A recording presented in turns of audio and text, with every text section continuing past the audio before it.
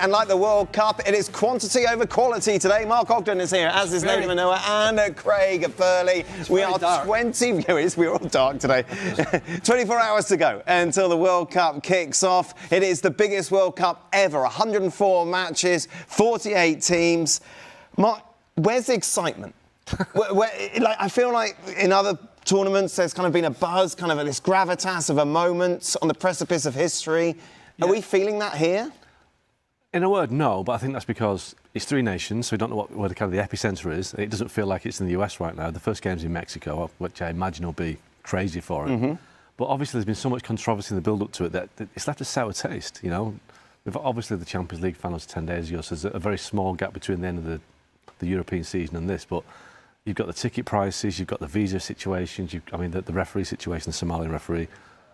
There's so many issues. And I think that's left a sour taste and a real cloud hanging over the start of the football. But with 48 teams, it was supposed to be bigger and better than ever, isn't it? Yeah, and it still could be. You know, we're talking about before the tournament, and yes, there might not be as much excitement as maybe we would have hoped. But the fact is, once the football starts, some of the conversations do change. I think the point that Mark's made about some of the issues before the World Cup, they are very, very true. They're very, very prevalent. But the moment the ball is kicked, people will start to watch again. I think there are other nations as well who are looking forward to seeing their teams perform at the World Cup. And I think the point he made about there not being a true epicentre, I think that does matter in some ways. But from when the games roll, people will be watching games. Craig, you've obviously lambasted the fact that it's now extended over 48 teams coming in. But we're going to see more football, just not necessarily good football. Not necessarily better football, just more. And not necessarily, and the interesting thing is going to be, one of the issues is going to be with the ticket and prices and the big stadiums that the teams are going to play in, and a lot of teams that are, you know, not at the elite level, is how full the stadium's going to be. Because, you know, aesthetically for TV, it's not a good look when we've got stadiums that are half full. Now, I don't know if that's the case or not. It might not be. Might be bustling.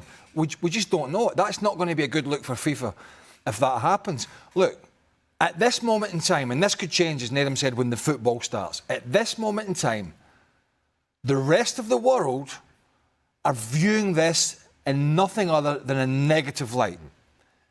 Immigration issues, ticket and prices, cost of travel, spread of the World Cup, too many games. All of these things, at this moment in time, this World Cup is going to have to be brilliant on the field to win people over. There is so much negativity, unfortunately, about coming to the US for a lot of people. And I don't think a lot of it is... I think a lot of it is untrue, but there has been some issues. I mean, I can't speak about the immigration issues because that's an immigration problem for them to resolve. But it's certainly... There's a lot of people worried about coming here, and that's not really a good place to be. So hopefully when the football starts, the stadiums are full, the football's good, and the fans are treated, which I'm sure they will, in a very good way by the American public. I've not have a problem with that. But if it goes the other way, this competition could turn sour very, very quickly. That negativity you mentioned is kind of epitomised by the front page of L'Équipe today, the prominent French sports newspaper, leading with "Welcome to the USA," very much ironically. Donald Trump front and centre with Infantino as a puppet. Omar Artan, the referee who was denied a visa to enter the country, meaning that he can't participate within this tournament. Is that a fair summation of the feeling of people looking in? Absolutely. But I was going to make the point, I mean, that is exactly what people are feeling, but I was in Russia, I was in Qatar prior to those tournaments, and South Africa 2010. Are the stadiums going to be ready? What's going to happen to this? What's going to happen to that? You're going to be welcoming Qatar, the migrant workers, and all these are valid issues. But as soon as the football starts, it was forgotten about. You look back on those World Cups now, you think about Mbappe in 2022, you think of, the great France team in 2018, you think of Messi last time, you think of Spain winning the World Cup in 2010. You don't think back to those World Cups and think about the pre-tournament issues. But I think in this case, because the issues are so much, they're not more important, because there were very important issues prior to those World Cup, but they're so prevalent and deep that people are so angry about it. I think they will still linger when the football starts, because, like Craig says, they're going to be empty. Well, the stadiums are not going to be empty, but they're going to be empty seats, because fans who have spent their lives wanting to go to a World Cup can't afford to go. And we all know that World Cups are not a typical football crowd anyway.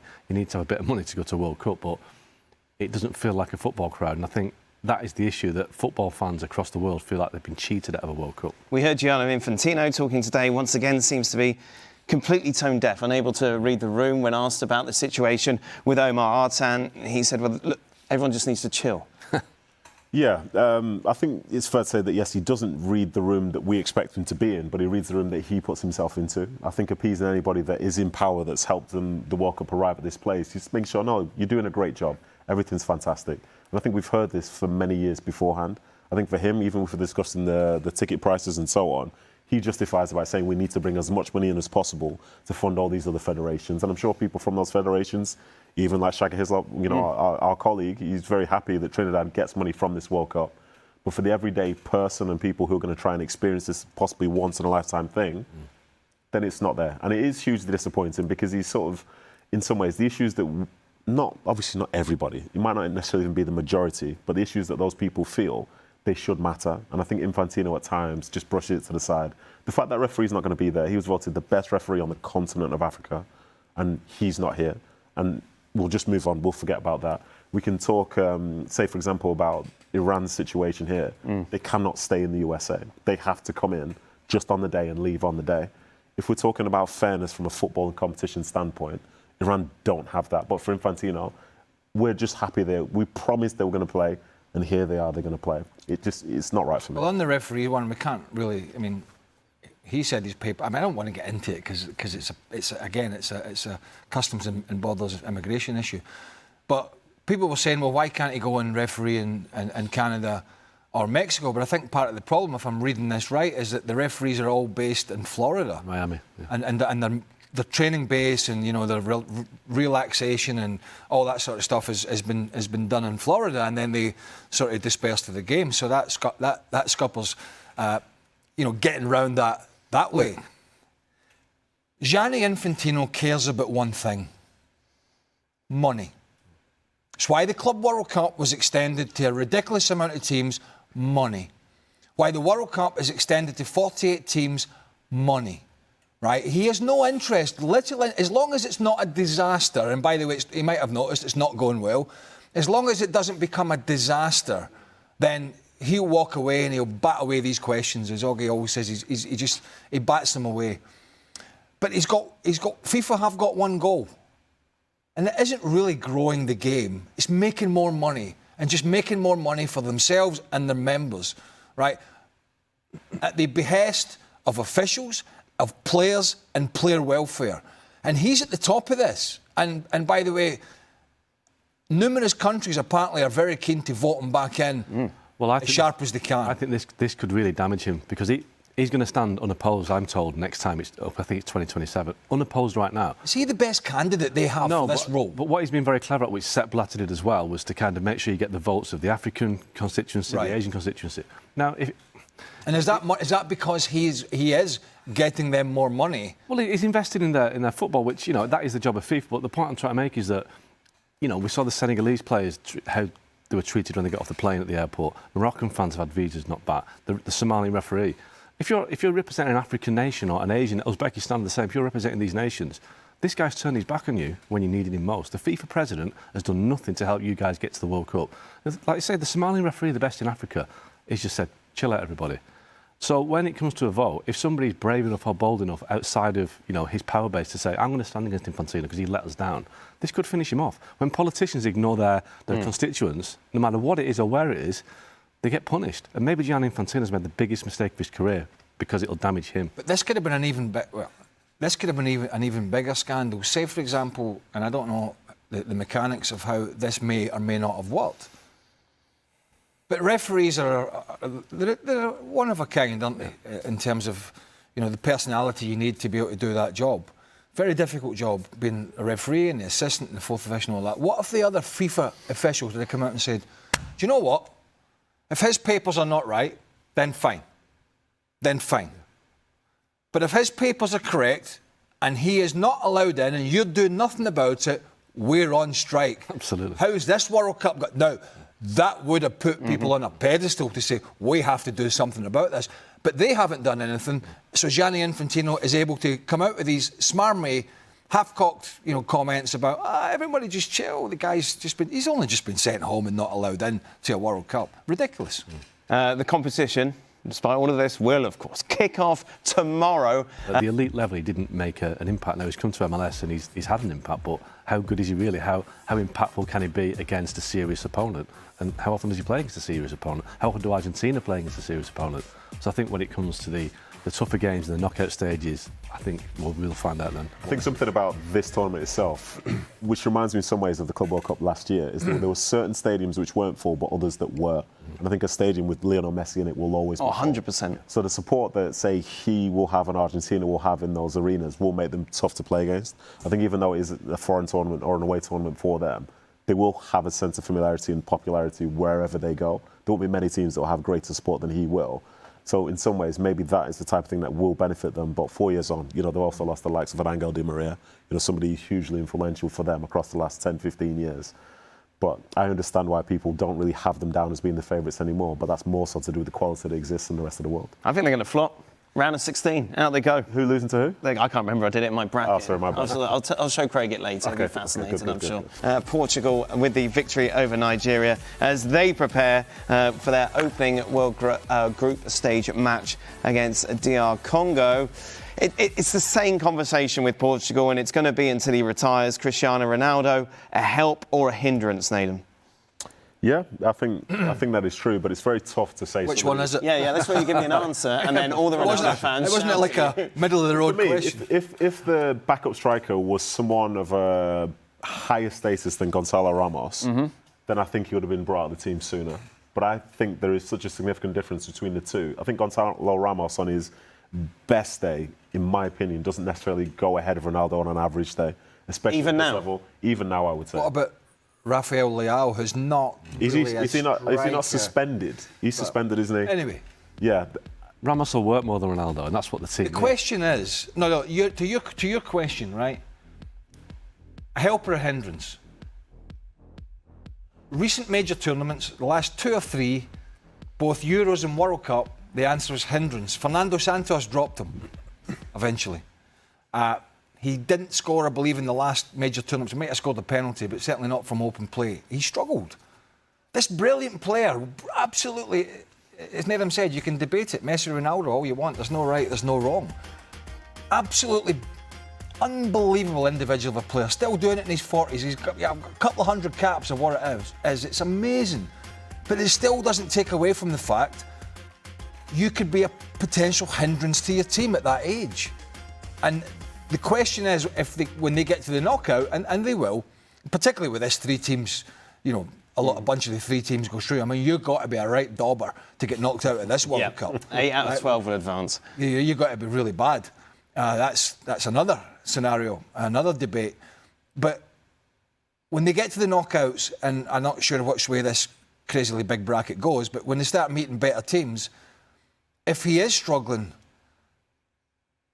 there's got to be a lot of expectation on Roberto Martinez in terms of his job, in terms of what Portugal will do at this World Cup. He might have to make that big decision. And the question is, does he have it in him to make that decision on his oldest player? If he's struggling, and listen, if he's not struggling, he's scoring goals, I'll applaud him. Because if he's doing it in his 40s at the World Cup, that's amazing. But looking historically, in the last 5 or 6 years, the answer has been he has struggled in these competitions. When you're talking about struggling in these competitions, you're talking about him missing chances or his general game involvement? Both. Because the missing chances thing, that could just change. And I think for Gonzalo Ramos, there's no guarantee that he would have scored all those goals either. I think if we're talking about him being a direct replacement as such. So I see why you would persist with a play like that. Because, for example... is he undroppable? The answer is both. And let me just, when Nathan thinks about this, the answer with Ronaldo is, and here's part of the problem, he goes into the qualifiers and the Nations League and they play weaker teams a lot of the times, and they beat some of these teams by 4, 5, 6, and sometimes 7 goals, and he's bagging goals, and he's undroppable. And then it gets to the latter stages of a major tournament and you're playing much better sides. That's when I think the light has been sort of shone on him. And in recent years anyway, not in previous years, he's been brilliant. But in recent years, his age has caught up with him. And it now means we have to really talk about this, because our Portugal, if he's struggling, going to be better without him, or is Roberto Martinez going to sit in his hands and say, well, if I take him off, the whole of Portugal are going to come for me? I think at this stage, I actually believe he's undroppable. Right. If Portugal made it to a semi-final. A man in his 40s undroppable at a World Cup.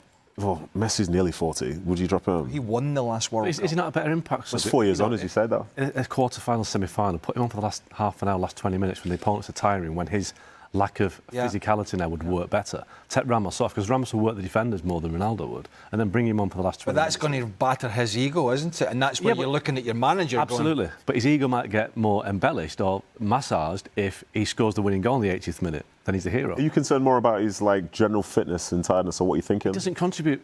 You know, the first line of defensive attack, you know, pressing from the front, he doesn't do any of that. Neither does Harry Kane.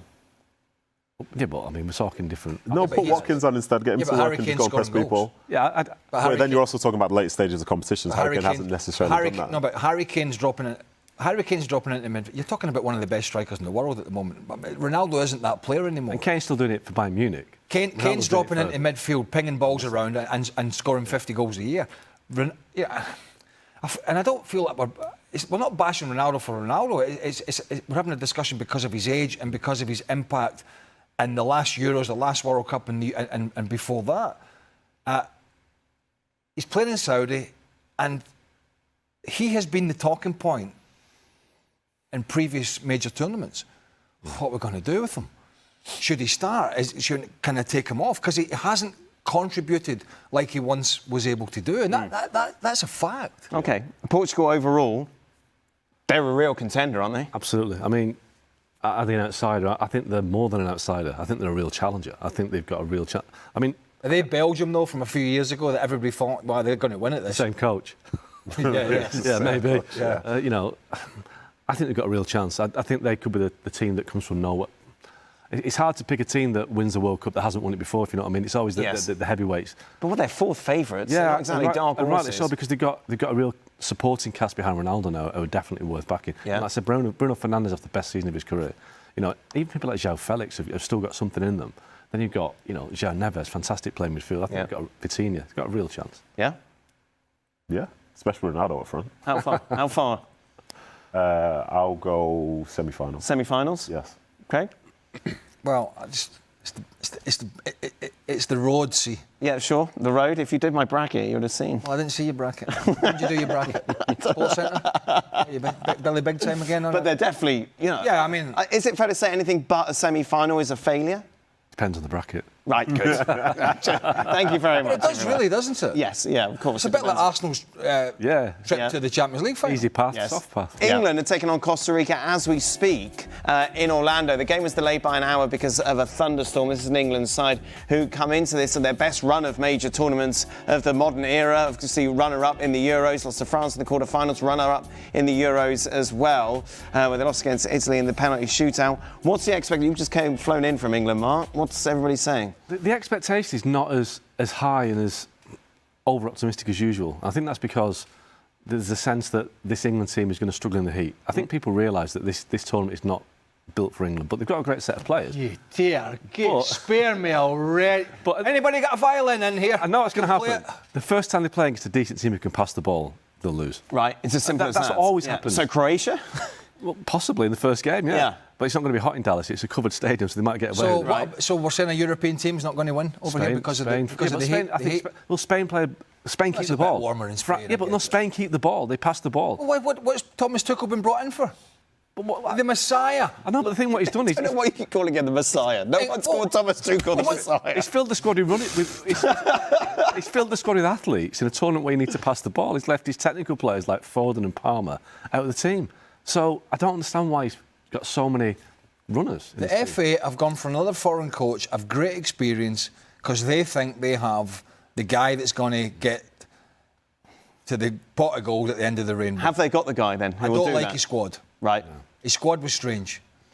I mean, you know, you talk about heat.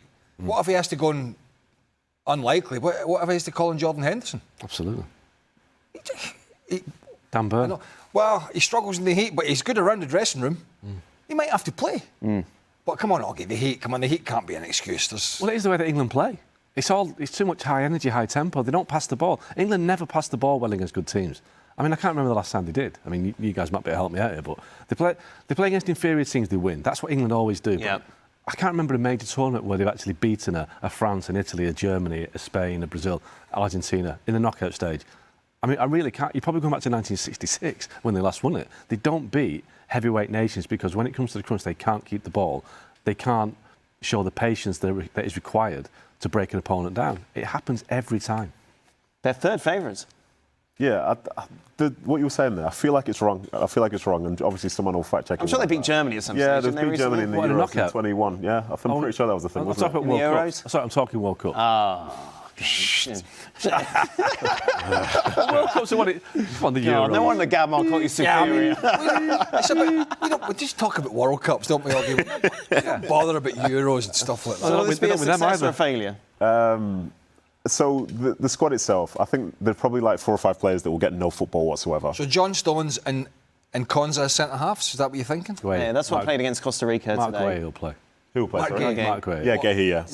Gay with Stones? Gay and Stones, I think. And listen, I think John Stones is a terrific footballer. But he never plays. But he's at that stage of his career where he's been fighting injuries and he hasn't played. An absolutely brilliant football brain, great passer, but all that sort of stuff. But he hasn't played. He's also picked Bukayo Saka and now admitted that he's got an Achilles problem that's troubling him. And is Jude Bellingham playing in this game because Morgan Rogers is going to start? I think that team is the starting team, apart from with a question mark over Madueke and... Right, and Gay obviously coming in for... What are you saying? So you don't think Morgan Rogers I don't think Rogers starts now. No. Really? No, I think if Saka's fit, you'll play instead of Madueke. And all this sort of tit for tat with Bellingham and blah, blah, blah, and yet... Yeah, I mean, I think they're different players.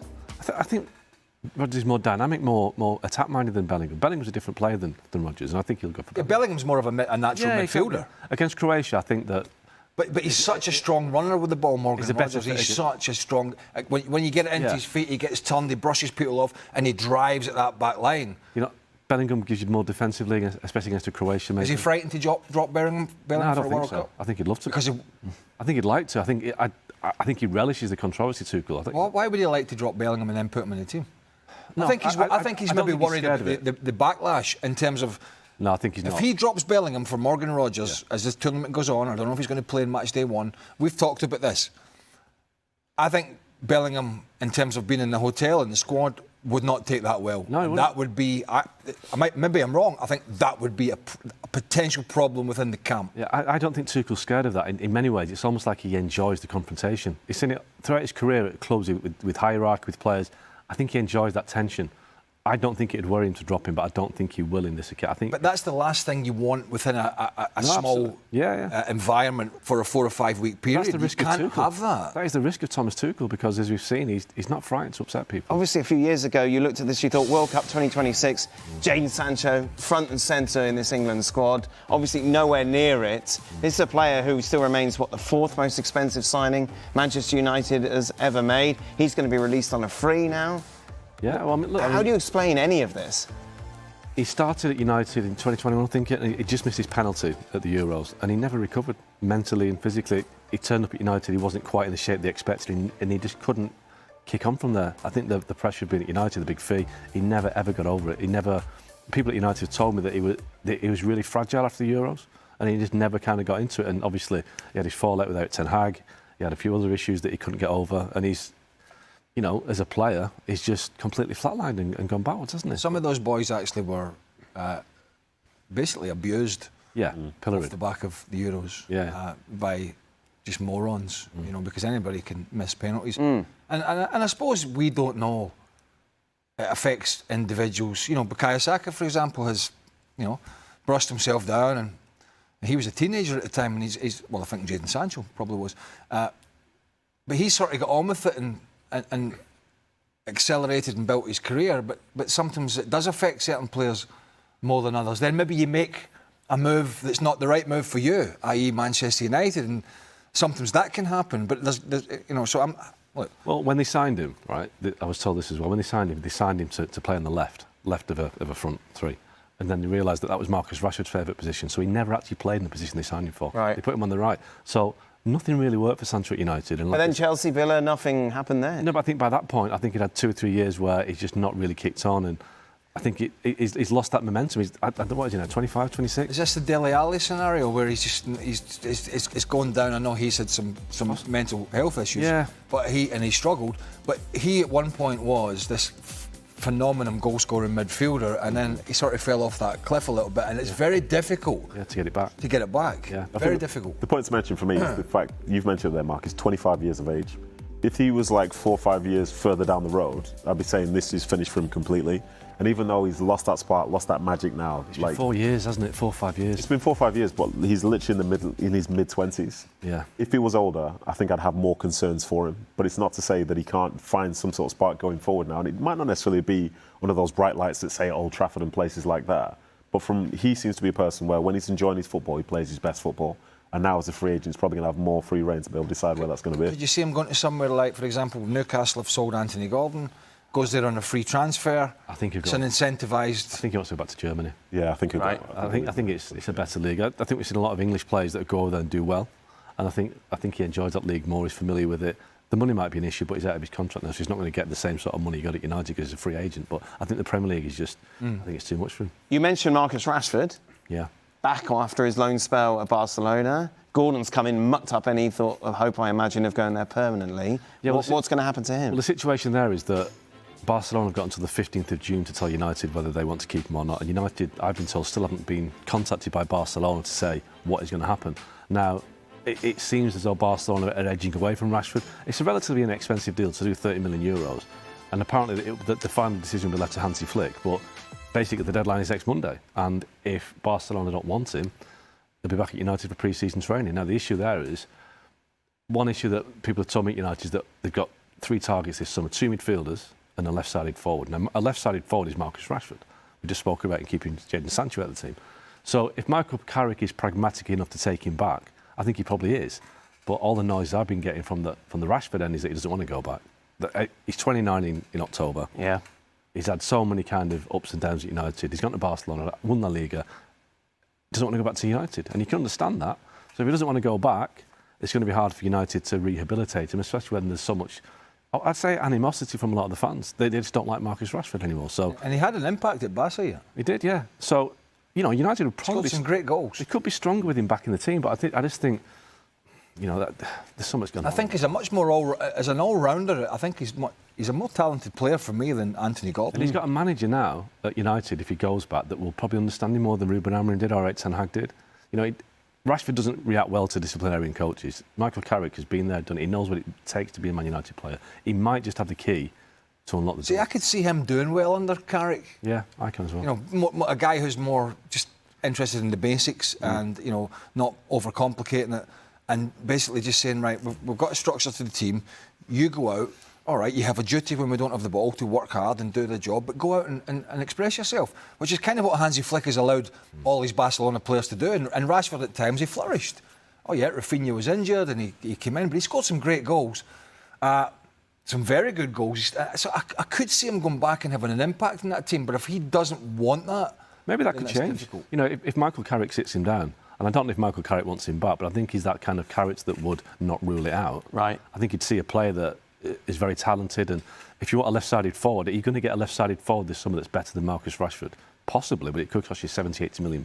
Last word to you, Nathan. I was going to say this is one of Carrick's probably biggest decisions because I think the ones that he's made so far in terms of changing the formation, putting Bruno Fernandes further up, bringing in Kobe Mainoo, these are things that have naturally fit and worked quite well for him.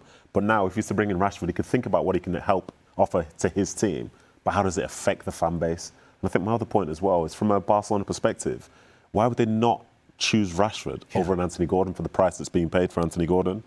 For me, Rashford is literally going to be €50 million less. Yeah, absolutely. It seems like it's a no-brainer, especially somebody that's been in the building, understands the philosophy, understands, and you can see has worked well with that team. And I don't know what that reason is, but it just feels strange, doesn't sit right with me. Just a reminder, a lot more on what's going on in the world of soccer over on our YouTube channel, of course, dominated at the moment by looking ahead to the World Cup. Meanwhile, Chris Turner will be joining us throughout the tournament, the impromptu rapper and comedian, taking to the streets to get the vibe from the fans ahead of the start of the World Cup. It is Game 4, of course, in the NBN playoffs tonight. He went to New York to talk to some of the fans. Soccer and basketball, very much the conversation.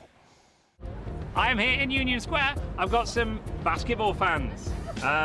Why is the NBA Finals more exciting than the World Cup? Because New York's in it. Biggest city in the world. Basketball all the way. Basketball, baseball, those are real sports. I was with you until you said baseball is a better sport. It's why it takes so long. Go. One more diss on soccer. Speaking of long, I think soccer's way too long. I think it's boring too. Let's not talk about Arsenal, but my dad doesn't like it, and I think he's pretty boring. Wow, okay, let's drop that beat. I'm about to roast soccer for these 3 basketball fans. Let's do it. Okay, let's do it. So many things there on offer, feeling the thrill, 0-0, the most common score in soccer. It's like snore, that's such a bore. Why watch a sport where it's always a draw? Of course, I'd be getting it, you're feeling so sad, you're like not adoring, that's boring like Dad. But don't get mad, you know it's never so pretty. Why? Because New York City's in the finals. Beside yourself with glee, it's like, oh my gosh, yeah, Wemby, he's playing for the other team, but that's the charm. I am a Frenchman with long arms. Will he win? Will he do an alley-oop? He will probably just dunk up on the hoop. But let me say this, oh, I've got the jaw in swinging out that. Yes, I know it's so boring, but ignoring, I'll take a face fall. Surely soccer is much better than baseball. 90 minutes, then the stoppage time. Baseball's like, come on guys, I've got better things to do than watch it get knocked out of the park, running around all of the bases. Yeah, it's such of a lark, but that's okay. You know, we're having so fun. I hope they beat the Spurs, and if you're from San Antonio, respect this. I live here, so I'll say no, Texas. New York City, that's the place to be. Blue, light blue, who are beside me. It says Knicks on the back. That's just a lie. New York will know we're right till we die. Well, there we go. That's a wrap. Hold up. I'm still much more excited for the World Cup. That's amazing. Great stuff there from Chris Turner. He'll be with us throughout the tournament. Any interest in the playoffs tonight? I thought that was about 3 or 4 weeks ago. Right, good, yes. Didn't Hull win? Nail? If it goes 2-2, it's going to be very interesting. Where's the Spygate in there? Yeah, where's the spies? It's all right. Spurs or Knicks? No, you've instructed me now. All right, OK, good. Lovely. Nadim's upset from day one. Yeah, it's good. Okay, well done, everyone. Extra Time is coming up next, where these gentlemen will be answering some of your questions. Welcome to the latest edition of Extra Time. Roberto Martinez had an incredibly gifted Belgium squad in 2018 and couldn't quite get them over the line. Now, he is leading a similarly stacked Portugal side. Do you think they might suffer the same fate of underachieving on the biggest stage? Possibly. Yes? Yes. Yes? You think they're going to underachieve? Well, it's all relative, isn't it, really? I don't expect them to win the World Cup. OK. I think if they got to a semi-final. Yeah. But I think anything less than that for them with that squad would be disappointing. Nadim, as being fellow centre-backs, how do you rate Chris Richards? Could you see him moving to a higher-profile club, especially if he has a strong World Cup? High-profile club in the Premier League, I'm not sure. I do think he's really good, but I think he's worked really well in that system of a back three. I think sometimes some defenders that work really well there aren't necessarily as good in the 4-4-2. I'll be interested to see how he performs at this World Cup in a 4. But I think if he was to go to a much higher level, I think he'd do it outside of England personally, because I think there are other traits he has which maybe don't suit some of the teams up near the top of the Premier League right now. Oggy, anyone be interested in Richards, do you think? I think Ned is right. Yeah. I mean, I think the big six, I think he's struggled a little bit. But, you know, he's had a good season at Palace, and Palace are a good team that could kick on next season in Europa League, but I just don't see him as a top 6. Craig, is Alvarez really a player of the level that warrants a public catfight among 3 of the biggest clubs in Spain? Not really, no. This is Real Madrid, Barca and Atleti. Not really. If you watched the Liga last season, as we did every week, he had his struggles. He's a really, obviously, World Cup winner. He's a really good player, very versatile, scores goals. But he's not that sort of... Michael Olise at the moment is somebody who just, you know, the PSG midfield, Kvaratskhelia, the little Georgian, these guys are all like a different level, you know what I mean? I think I think it was just very cheeky from Real Madrid. Is that fair? Of course, Manchester City. I know. When I was answering that question, I knew that. Treble winner Julian Alvarez, is that who we're talking about? Worth every penny and then some. No, I agree with you. I think it's very easy from the outside to talk about the stuff which he's done in the past. Then you'll see him whip a free kick in and say, "Oh, this kid's, is incredible." And then you look, and from a goal-scoring perspective, he's not exactly been breaking the charts, has he? So, yeah, it does seem a bit odd. Did he want to leave City, or did City sell him, or both? He wanted to leave, didn't he? Because he didn't start in the Champions League. Yeah, and then there was a lot of money put down for him as well. So it's one of those deals where I think everybody was happy. He turned his back on City. Right. Yeah, he said, "I want out." Right, and they were willing to sell him because the price was right. If he's at that level, and at the time he didn't get in the City side on a regular basis. Haaland was there, to be fair. That was Haaland's big season, wasn't it? So yes, he's a good player, Alvarez, but I think. But if the money's right, you weren't selling De Bruyne or any of them. Absolutely. You know what I mean? Yeah, absolutely. I mean, they made a massive profit, but I think Arsenal really keen on Alvarez, and I could see him ending up at Arsenal. I think he'd obviously be better for them. Really? Yeah. Arteta really likes him. I think what they've got at the moment, Gyökeres or Havertz, he'd definitely be an upgrade. But whether he'd go to Real Madrid would be an upgrade. Which ESPN? Oh, go on. There's no point. We've talked about Alvarez quite a lot. Which ESPN FC crew member would make the best school teacher? That's easy, isn't it? You're looking at me. Robbo? You're looking at me. It's got to be Robbo. Yeah, I think so. Yeah, I think Robbo's got headmaster qualities. Yeah, I was thinking headmaster actually, more so than teacher. I was flying across yesterday, and it was me and Nadim on the same flight, fairly casual. I'm thinking, love Robbo, but I can imagine Robbo sat there with his suit and his tie and his three-piece and his shiny shoes. Absolutely. Robbo? Yeah, Robbo getting angry at the kids. Yes. Thinking it's back in the 1970s again, just screaming at them. The cane will be back. I mean, he'd never be out of HR at the school, would he? I mean, he'd have to bounce around from school to school, wouldn't he? The kids would be frightened to come. Who would be the worst teacher? Stevie? No, Stevie? Don. Great. What would he be teaching them? I'd definitely go Don, yeah. The kids would come in, they would all sit at the top desk, and Don would sit there on his own. As the 6-year-olds explained to him what the maths were. Don would be the PE teacher set driving the minibus, wouldn't he, and just going off a little diversion every now and again. Just a bit of fun. And Stevie would never be in the class, he'd just be in the dinner hall all the time, wouldn't he? Yes, he'd be there. Looking for food. Oggy, after having survived the surface of the sun during the Club World Cup, what measures will you be taking to ensure you don't melt away this time around? The measures I'll be taking is to not stand in car parks. Yeah, of course. Because the concrete is much hotter than the grass. There we are, that's today's big take. It. And see if I can wear sunglasses while I'm doing the hits, because I can't see because it's so bright. Right. But I feel like sometimes like... But at least you're in a company that allows you to wear a T-shirt, for example. Some companies suit and tie you have to wear. That would be unbearable. I feel like a vampire sometimes in the sun. It's kind of you look it. So you're not in the West Coast all the time, are you? No. Just for a few days and then back over here. There you are. Nadim, are you going anywhere? Are you staying? No, I'm going to stay right here. What a treat. Right here next to you, my friend. Oh, what a treat for everybody. That is it. It is 2-0, by the way, in the England game. God, still 15 minutes to go. Thank goodness we didn't wait for that. No. ESPN FC returns to your screens tomorrow as we continue the countdown. Tomorrow's show will be reflecting on Mexico. World Cup starts tomorrow, baby. Live from LA, Alexis Nunez, great team with her as well. We'll be reflecting on the opening game of the 2026 World Cup.